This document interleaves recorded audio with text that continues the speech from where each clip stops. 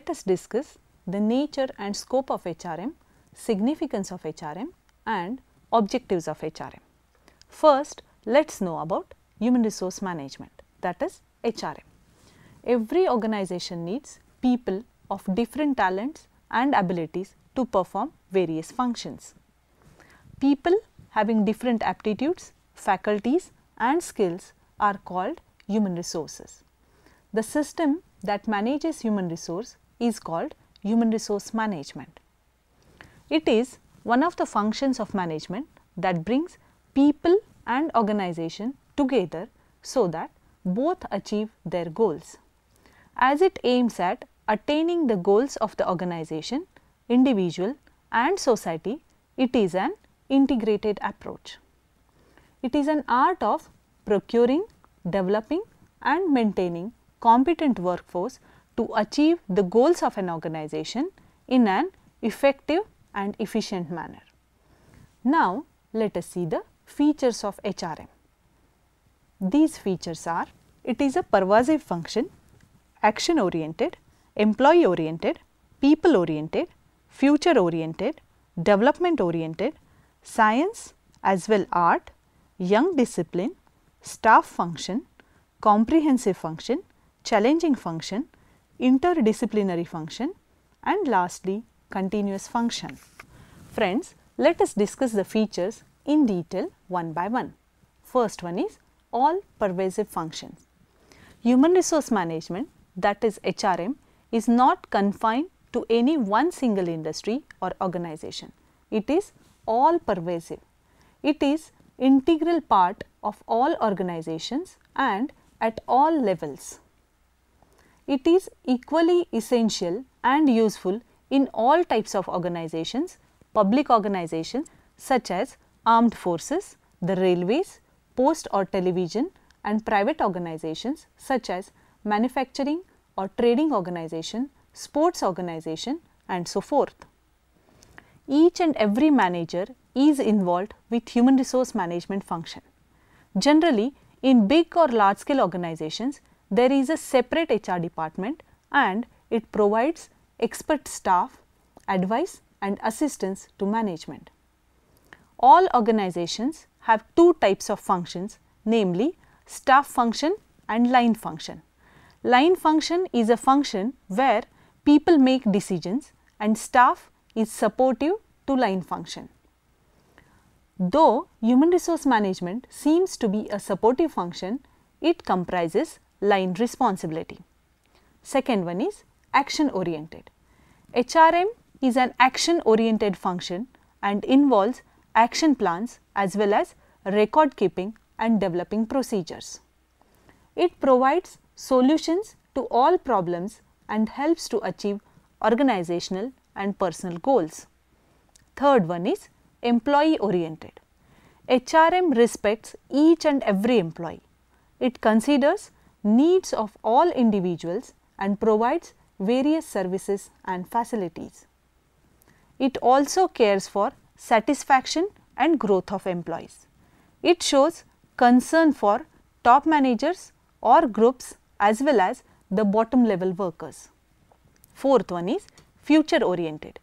Human resource management helps an organization to achieve future organizational goals by providing well motivated and competent employees. Next is development oriented. Human resource development is part of human resource management.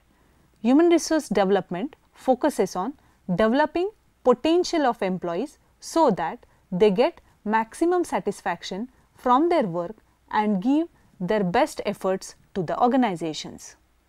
Next is science as well as art. HRM is a science as it contains systematic and organized body of knowledge consisting of principles, techniques and methods. Dealing with different types and level of people is an art.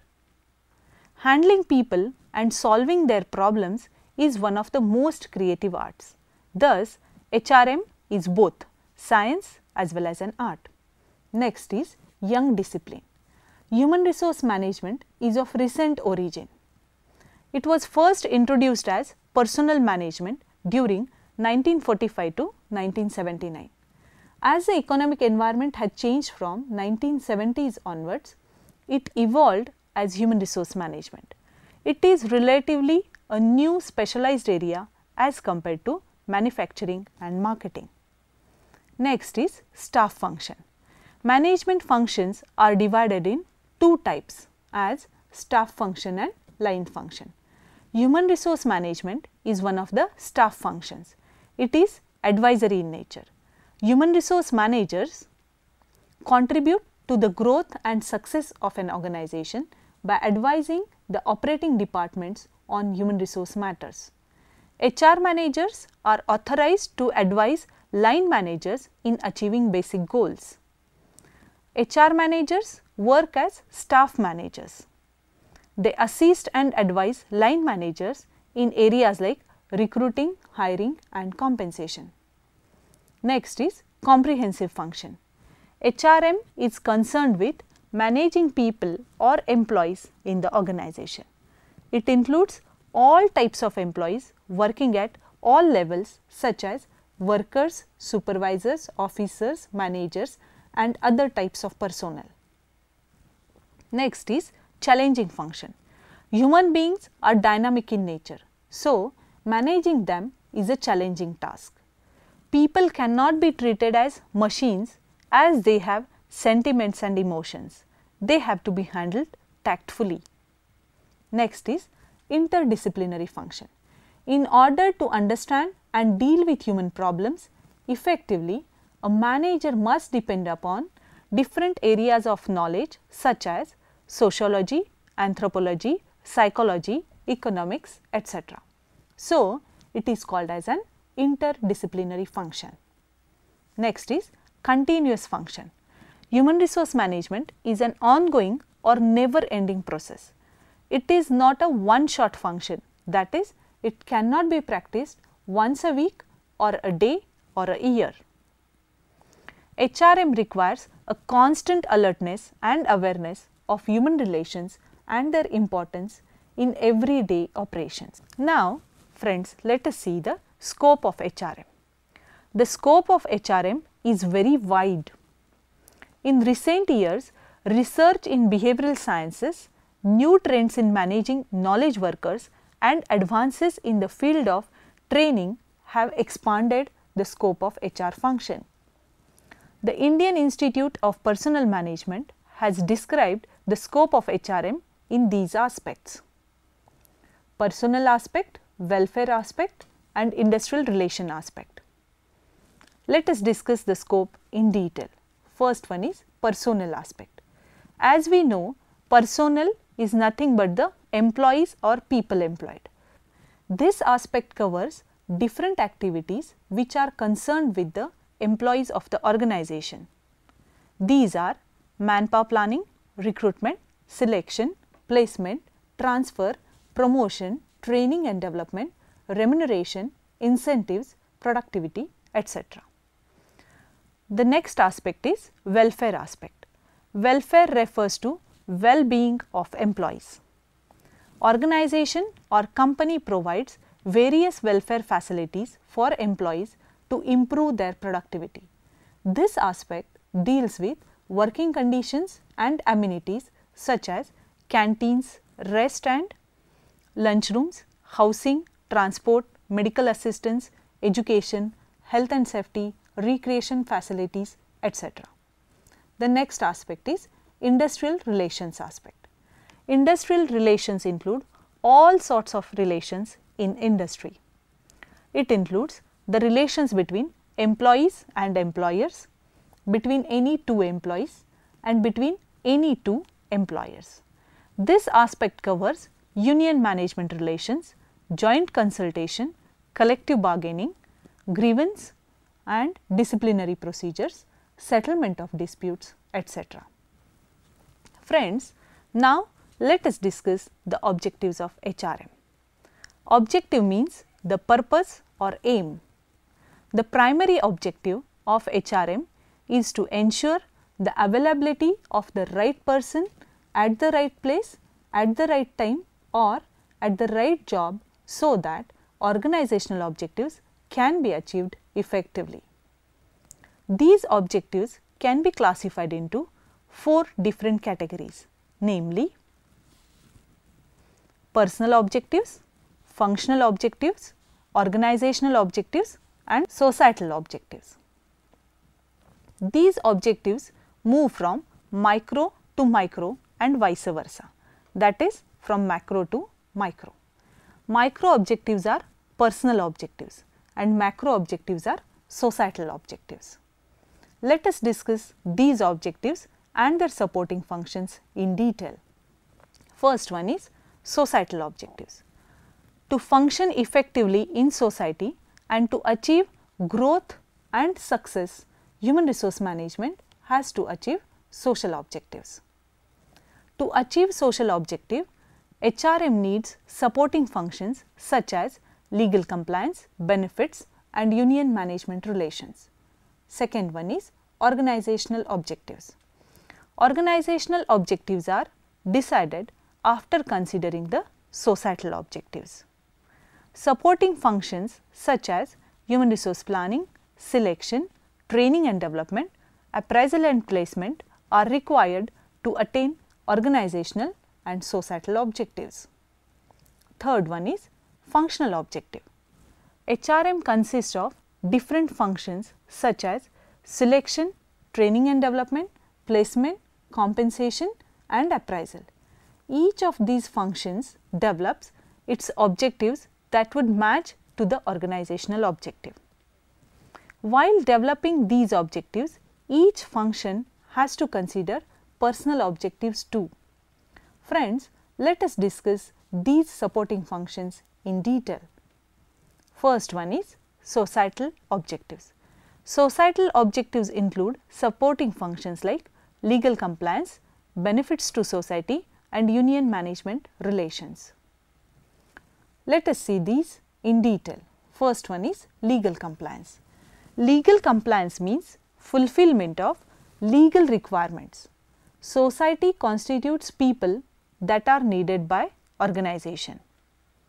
As the organizations are part of society, they have to fulfill the legal requirements which are imposed for the betterment of society.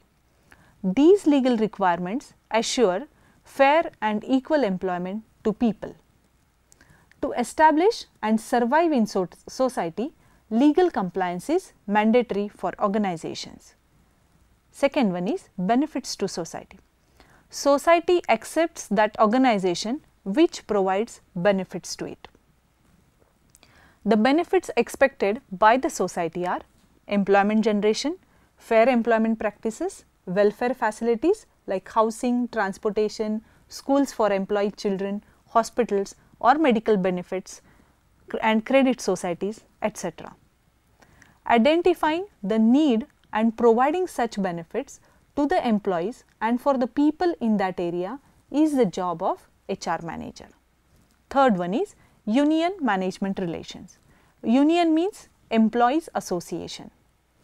Maintaining cordial relations between union, that is employees, and management is a social objective, as union is a part of society. HR manager has to take efforts to maintain cordial union management relations. This is also called as employees or workers' participation in management.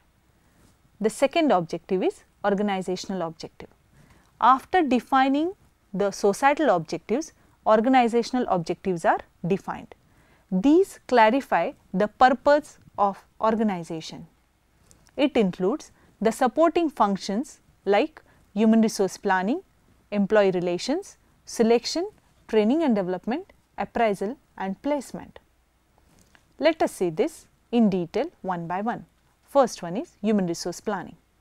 Human resource planning helps to have the right person at the right place and at the right time.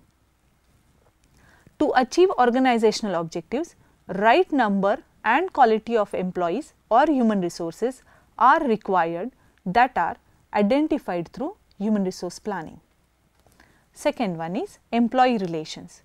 Proper coordination and cooperation among employees is necessary to achieve organizational objective. For this, better relationship among employees must be maintained, which is one of the major activity of HR department.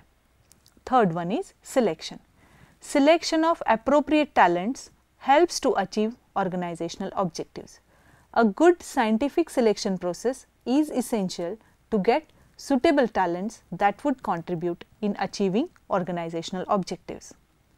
Fourth one is training and development. Training and development helps to match the required job skills to employee skills. Different training and development programs need to be conducted to develop and improve employee skills. Such programs are designed after considering organizational objectives. Next is appraisal. Appraisal means evaluation. Employees' performance is evaluated against the standards or the targets, and the deviation in performance is identified. Employees' performance level shows the extent to which organizational objectives are achieved. Next is placement. Placement means positioning a person at the right place. Considering the performance of an employee, he or she is placed in the organizational structure. Policy of right person at right place at right time plays crucial role in achieving organizational objectives. The third objective is functional objective. On the basis of organizational objectives, different functional objectives are defined. Supporting functions like appraisal and placement help to achieve functional objectives. Let us see this in detail one by one. First one is appraisal of targets. Appraisal of different functions means the evaluation of targets achieved by the functions or departments. For example, Sehat Limited is a FMCG company and running in Karnataka since January 2000. Company's present turnover is 100 crore. In 2010, company expanded its market in Kerala and Andhra Pradesh. For this purpose, targets for marketing department were revised. Company procured 10 more employees in marketing department. Targets for all departments were revised. To know the market response in both the states, company measured the sales. The next is placement. Considering the performance of an employee, he or she could be placed or positioned. For example, Sehat Limited successfully launched its products in Andhra Pradesh. While appraising the department's performance, it has been observed that Mr. Asif, area sales manager's team performance was excellent. Considering the outstanding performance of Mr. Asif, he was promoted and placed at the position of zonal manager. And one of the team member, Mr. Sanjay, marketing executive, placed at area sales manager's position. The next objective is personal objectives. HR department decides the personal objective of every employee considering the functional or departmental objectives. Individual objective means the expected targets or standards of performance. To achieve the personal objectives, different supporting functions such as training and development, appraisal, placement and compensation are required. Let us see these in detail one by one. First one is training and development. Training and development programs are organized to achieve the targets. These programs bridge the gap between job specification and employee specification. Then an employee becomes fit for the job. Second one is appraisal. Performance of an individual is evaluated against the targets. Appraisal helps to know the effectiveness of training and development program. If employee's performance exceeds the standards, it exhibits benefits of training and development. If it is poor, it indicates improvements to be made in training and development program. Third one is placement. An employee is placed considering the performance. If performance exceeds the standard or target, employee is promoted or placed at the higher position. If performance is very poor, employee could be demoted. Fourth one is compensation. Compensation means return or reimbursement. Performance or work of an employee is reimbursed in the form of money. If employee's performance is excellent, he or she receives incentives or monetary rewards. In some organizations, performance based pay is provided to the employees. That is, better performance receives hike in wages or salaries. For example, in Sehat Limited, when the company took a decision to expand in Kerala and Andhra Pradesh, Mr. Asif, area sales manager, and all marketing executives received training about market conditions, competitors and customers' preferences in Kerala and Andhra Pradesh. Thus, the entire marketing team was properly trained and developed to enter into the new market. After this, employees started working on their jobs.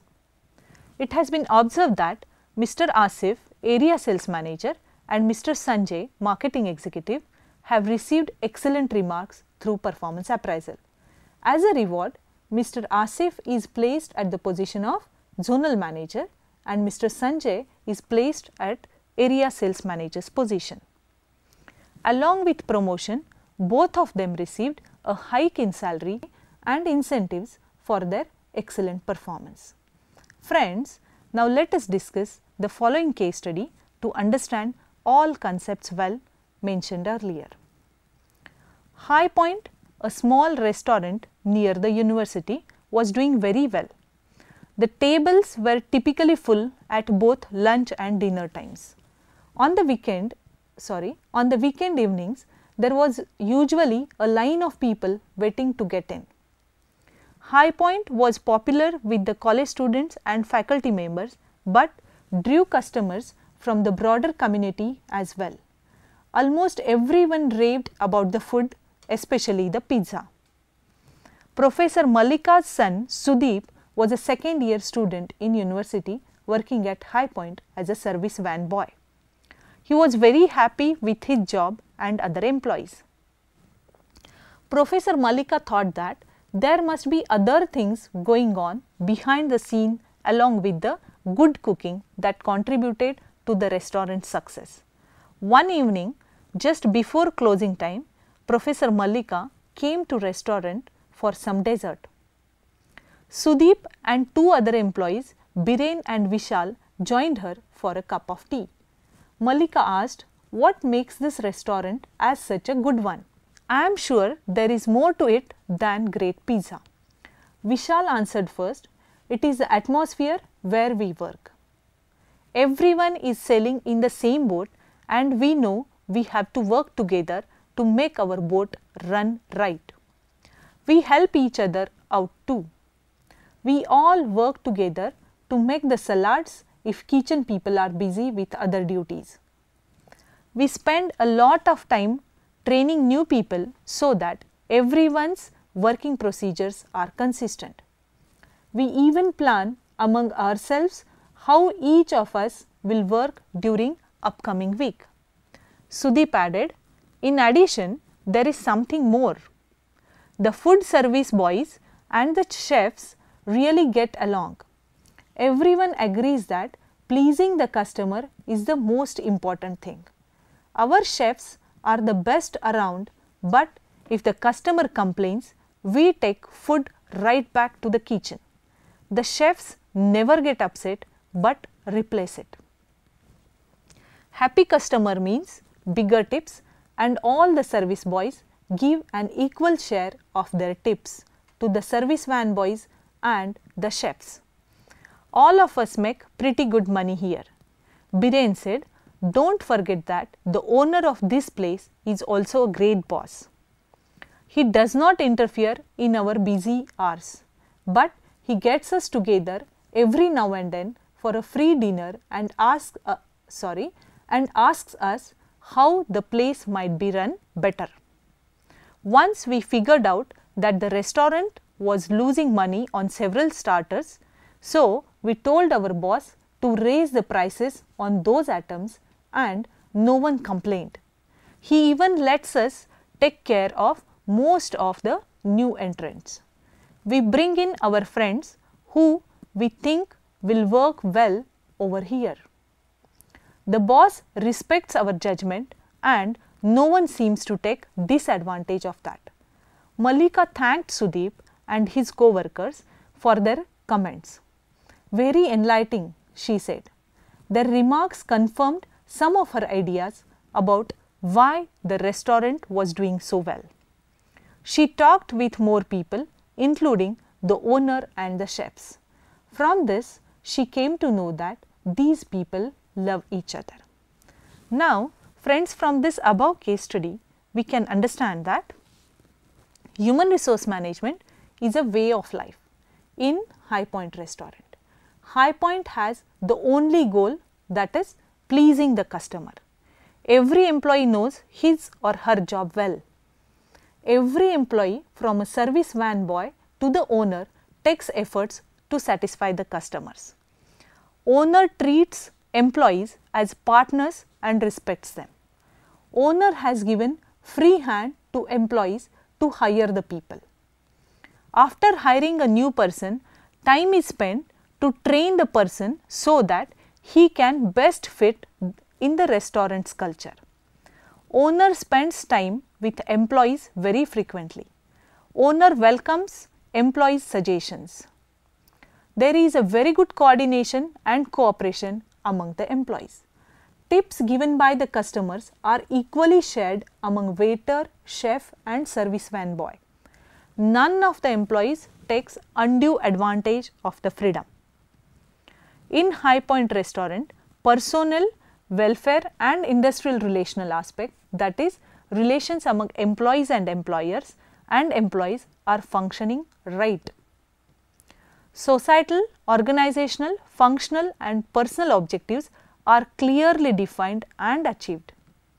Friends, in a nutshell, we can say that in High Point restaurant, employees are treated as human resources and it follows all the practices of HRM perfectly.